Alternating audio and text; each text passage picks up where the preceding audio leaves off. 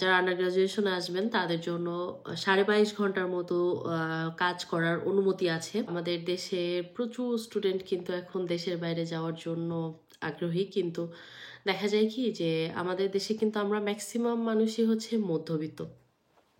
তো এই মধ্যবিত্ত হওয়ার কারণে অর্থনৈতিক সচ্ছলতা প্রপারলি দেখা যায় যে সবার ক্ষেত্রে তো লক্ষ লক্ষ টাকা খরচ করে মান্থলি লাখ লাখ টাকা টিউশন ফি দিয়ে বিদেশে ইউরোপে পড়া সম্ভব না।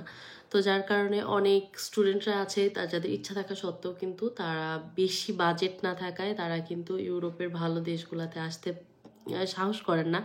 তো তাদের জন্যই আমি 3টা দেশ চুজ করছি। তো আজকে প্রথম যে দেশটা নিয়ে আলোচনা করব সেটা পরবর্তী 2 ভিডিওতে আমি টোটাল 3টা দেশ নিয়ে হচ্ছে ডিটেলস আলোচনা করব। তো আজকে আমি কথা বলবো হচ্ছে আইসল্যান্ড নিয়ে। আইসল্যান্ডের ব্যাপারে আসলে খুব বেশি সংখ্যক মানুষ বোধহয় জানেন না, কিন্তু আইসল্যান্ড কিন্তু সেনজেন ভুক্ত না, এটা ইইএ ভুক্ত, মানে ইউরোপিয়ান ইকোনমিক এরিয়ার অন্তর্ভুক্ত আর কি। তো এই আইসল্যান্ড হচ্ছে আপনার ইউরোপের খুব ধনী একটা দেশ। স্ক্যান্ডিনেভিয়ান যে কান্ট্রিগুলো আছে তাদের মধ্যে 3য় ধনী দেশ। এরা কিন্তু যথেষ্ট ধনী, এদের রিজার্ভ বলেন বা মান্থলি যে বেসিক স্যালারি সেটাও কিন্তু অনেক হাই। আর এই হচ্ছে আইসল্যান্ডে কিন্তু যে স্টুডেন্টরা যদি আসেন তো সেক্ষেত্রে কিন্তু খুব বেশি খরচ হবে না। এক্ষেত্রে আপনার কত খরচ হতে পারে, এটা এডোরটা লাগাই দাও, সেক্ষেত্রে আপনাদের সর্বসাকুল্যে খুব বড় জোর লাখ 5 টাকা খরচ হতে পারে, এর বেশি হওয়ার কথা না। তো 5-6 লাখ টাকা যাদের বাজেট, মানে 10 লাখের নিচে যাদের বাজেট, তারা কিন্তু অনায়াসে এই আইসল্যান্ডটাকে চুজ করতে পারেন। আর ভিসা রেশিও কিন্তু খুবই ভালো। আর টিউশন ফি কিন্তু একদম ফ্রি। তো এই টিউশন ফি ফ্রি হওয়াটা যে কত বড় একটা মানে পাওয়া, এটা কি বলবো, যারা পড়াশোনাটা কন্টিনিউ করতে চান। ইউরোপে এসে অনেকে আছেন যে 2 ক্যাটাগরির লোক আছে, যারা যে কোনোভাবে যারা রিয়েল স্টুডেন্ট আর কি পড়াশোনাটা কমপ্লিট করতে চান। তো তাদের জন্য আমি মনে করি এটা বেস্ট একটা অপশন। পড়াশোনা মানে কন্টিনিউ করতে পারবেন, সাথে একটা ভালো স্যালারিতে যদি চাকরি করতে, তারা হচ্ছে আপনাকে আন্ডার গ্রাজুয়েশনে যদি আসেন তো তাহলে একে তো টিউশন ফি নেই, তার উপরে হচ্ছে 22.5 ঘন্টার মতো চাকরি করতে পারবেন, পারমিশন আছে। আর একটা ব্যাপার হচ্ছে যে এই দেশে এই আইসল্যান্ডে আপনারা যখন থাকবেন তখন 4 বছরে যখন যদি আপনাদের গ্রাজুয়েশন শেষ হয় তো 4 বছর পরে কিন্তু তারা 3 বছর সময় দিবে একটা চাকরি অ্যারেঞ্জ করতে। আমার মনে হয় একটা চাকরি অ্যারেঞ্জ করার জন্য 3 বছর সময়, এটা অনেক যথেষ্ট সময়। 3 বছরের মধ্যে আপনারা চাকরি অ্যারেঞ্জ করে আপনাদের যে ভিসা ক্যাটাগরি, যেটা কিনা আপনাদের স্টুডেন্ট থেকে আপনারা ওয়ার্ক পারমিটে নিয়ে যাবেন, এবং 4 বছর আপনার হচ্ছে আন্ডার গ্রাজুয়েশনে যদি যান তো 4 বছরেই আপনার গ্রাজুয়েশন শেষ করলেন, করার পরে 3 বছর তারা সময় দিবে জব খোঁজার জন্য। তো এই 3 বছর যে সময় দিল, এই 3 বছরে আপনারা হচ্ছে জব খুঁজে যদি আপনারা আপনাদের ভিসা ক্যাটাগরি বা কার্ডের যে ক্যাটাগরি ওটা স্টুডেন্ট থেকে যদি আপনারা হচ্ছে ওয়ার্ক পারমিটে ট্রান্সফার করতে পারেন, তো সেক্ষেত্রে কিন্তু তখন থেকে আপনাদের টাইম কাউন্ট শুরু হবে। তখন থেকে একটানা 4 বছর বা কিছু ক্ষেত্রে 5 বছর একটানা থাকার পরে যে আপনারা পিআরের জন্য অ্যাপ্লাই করতে পারবেন, এবং পিআর হয়ে গেলে তখন 7 বছর মানে আর 2 বছর পরেই কিন্তু আপনারা ন্যাশনালিটি অ্যাপ্লাই করতে পারতেছেন।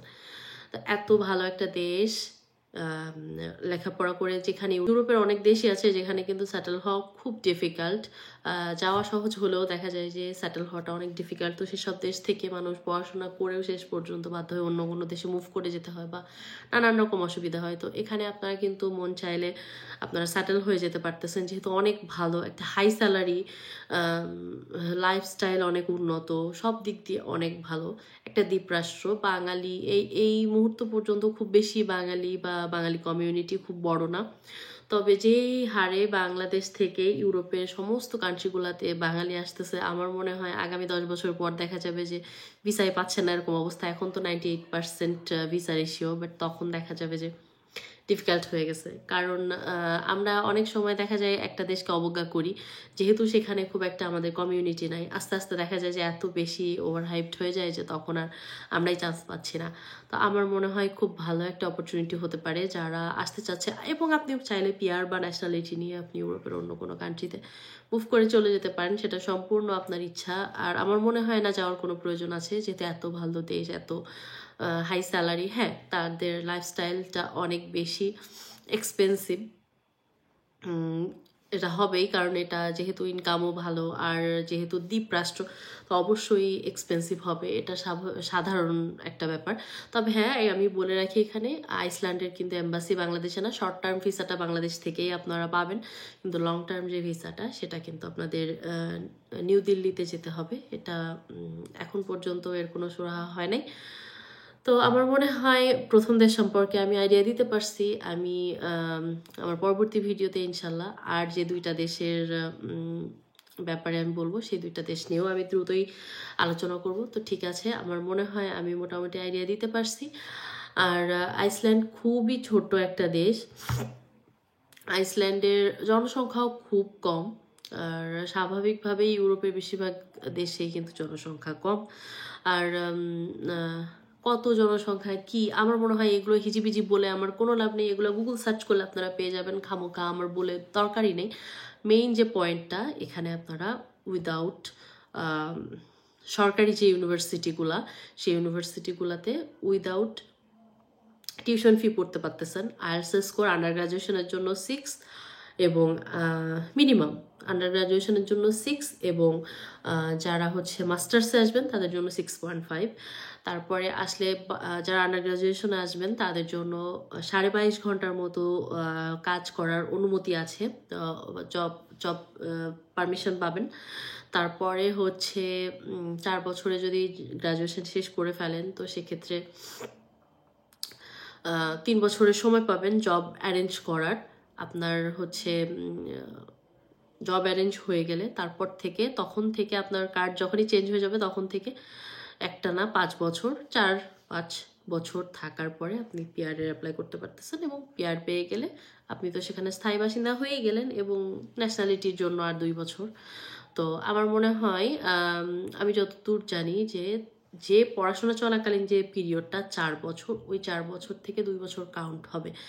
আর না হলেও কিছু না, আপনারা আরও 2 বছর থাকবেন, কোনো অসুবিধা নেই। আপনি তো ভাবো থাকতেছেন না, যখন আপনার পুরোপুরি আপনি হচ্ছে ওয়ার্ক পারমিটে ট্রান্সফার হয়ে গেছে, তখন তো আপনি ভালো একটা হাই স্যালারিতে চাকরি করতেছেন, আপনি আপনার স্পাউস আনতে পারতেছেন, আপনার ওয়াইফকে আনতে পারতেছেন, বাচ্চা আনতে পারতেছেন। That's it. আর কি চাই লাইফে আর কি চাই? আর যদি মনে করেন যে না এখানে থাকবো না, সেক্ষেত্রে ন্যাশনালিটি হয়ে গেলে আপনি অন্য কোথাও মুভ করতে পারেন, সম্পূর্ণ আপনার ইচ্ছা। তো ঠিক আছে, আমি পরবর্তী ভিডিওতে বাকি 2 দেশ সম্পর্কেও খুব তাড়াতাড়ি আলোচনা করব। তো টিল দেন, টাটা।